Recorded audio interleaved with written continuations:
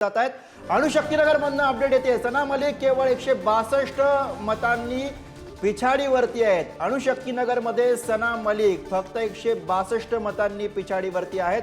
अणुशक्तीनगर मध्ये काटेकी टक्कर आपल्याला बघायला मिळते। बुलढाण्यामध्ये संजय गायकवाड अवघ्या 1300 मतांनी विजयी झालेले आहेत। बुलढाण्यामध्ये संजय गायकवाड यांचा विजय 1300 मतांनी निकाल त्यांच्या बाजूने लागलेला आहे। बोरिवलीमधनं अपडेट संजय उपाध्याय हे विजयी झालेले आहेत। मुंबईमधली चर्चेतली लढत होती। या ठिकाणी भाजपमधनं नाराजी पाहायला मिळालेली होती आणि अशा निवडणुकीमध्ये संजय उपाध्याय यांनी आपल्या बाजूने निकाल खेचून आणलेला आहे। इस्लामपूरमध्ये जयंत पाटील हे विजयी झालेले आहेत। अर्थातच शरद पवार यांच्या राष्ट्रवादी काँग्रेसचे ते प्रदेशाध्यक्ष आहेत। त्यांच्यासाठी अर्थातच हा निकाल महत्त्वाचा।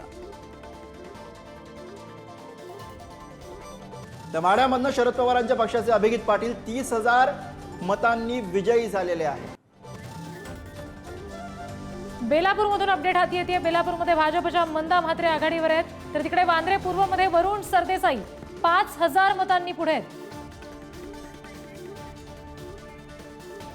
या निकालानंतर आता चर्चा आहे ती स्ट्राईक रेटची। महायुतीचा स्ट्राईक रेट नेमका कसा आहे आपण बघूयात। महाराष्ट्रामध्ये 288 जागा, भाजप 85, शिंदेची शिवसेना 70, अजित पवारांची राष्ट्रवादी 66 हा स्ट्राईक रेट आहे। खरं तर भाजपचा स्ट्राईक रेट हा 85%, शिंदेच्या शिवसेनेचा स्ट्राईक रेट हा 70%, तर अजित पवारांच्या राष्ट्रवादी काँग्रेसचा स्ट्राईक रेट हा 66% दिसतोय। तर महायुती 46.67, मविया 32.9% आणि इतर 21.03% मतं या सगळ्या युत्या आघाड्या आणि इतरांच्या पारड्यामध्ये पडलेली आहे। प्रहारचे बच्चू कडू पराभवाच्या छायेत आहेत।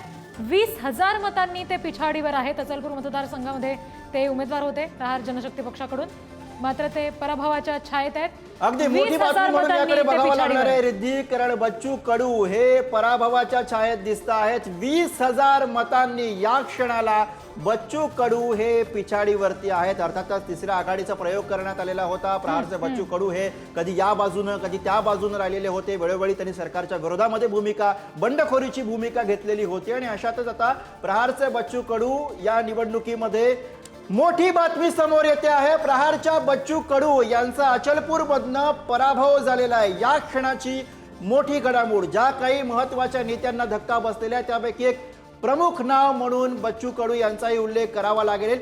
अचलपूरमधनं बच्चू कडू यांचा पराभव झालेला आहे। निकालानंतर कुणाला पाठिंबा द्यायचा नाही याच्याविषयी काल परवाच त्यांचं विधान आलेलं होतं। आम्ही इतरांचा पाठिंबा देऊ इथवर बच्चू कडू यांनी दावे केलेले होते। मात्र आता मोठी घडामोड, बच्चू कडू यांचा पराभव झालेला आहे। मोठ्या फरकाने बच्चू कडू यांचा पराभव अचलपूरमध्ये दिसतो आहे। मोठी अपडेट। खरं तर अनेक दिग्गजांना धक्का देणारे हे निकाल म्हणून या निकालांकडे आपल्याला बघावा लागेल आणि त्यातलाच हा निकाल अचलपूरमधनं समोर येतोय, जिकडे बच्चू कडू यांचा पराभव झालेला आहे। मोठा पराभव बच्चू कडू यांचा झालेला आहे। तर काही महत्त्वाच्या घडामोडी, महत्त्वाच्या अपडेट्स येतात आणि अशातच एक मोठी बातमी आपल्यापर्यंत येते आहे। प्रहारच्या बच्चू कडू यांचा पराभव झालेला आहे। अर्थातच आपण ज्या विषयी आता बोलतो, बच्चू कडू यांचा अचलपूरमधनं पराभव झालेला आहे। बच्चू कडू हे कायमच म्हणजे महाविकास आघाडीचं सरकार आलं, त्यानंतर महायुतीचं सरकार आलं, दोन्ही बाजूने ते दिसले होते।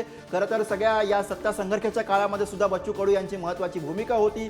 त्यानंतर तिसऱ्या आघाडीचा झालेला प्रयोग असेल, बच्चू कडू यांनी मतदानानंतर केलेले दावे असतील, या सगळ्या पार्श्वभूमीवरती बच्चू कडू यांच्या या निकालाकडे आपल्याला रिद्धी बघावं लागणार आहे। बच्चू कडू यांचा मोठा पराभव झालेला आहे अचलपूरमधनं।